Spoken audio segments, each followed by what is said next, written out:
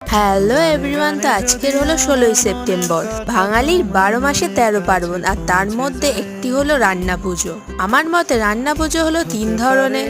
প্রথমটা হলো যাদের নিরামিষ রান্না হয়, দ্বিতীয় হলো যাদের মাছ পিঠে হয়, আর তৃতীয় হলো যারা ইচ্ছে রান্না পুজো করে। এর মধ্যে থেকে আমাদের বাড়িতে হয় নিরামিষ রান্না পুজো। রান্না পুজোর তোড়জোড় কিছুদিন আগে থেকে হলেও দিনের দিন ঘর পরিষ্কার করাটা কিন্তু মেন।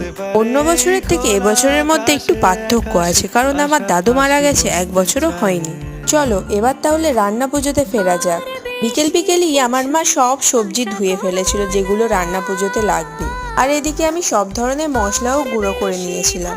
আর হ্যাঁ, রান্না পুজো রান্না করবার আগে মা মনসাকে কিন্তু পুজো দিতে হয়। একটা কলা পাতাতে সব ধরনের সবজি দিয়ে আগুন ছুঁয়ে যেটা গ্যাস বা উনুনের ওপর রাখতে হয়, এটাই এখন আমার মা করছে। আচ্ছা, এই পর্যন্তই থাক। নেক্সট ভিডিওতে আসবে আমরা কি কি রান্না করেছি।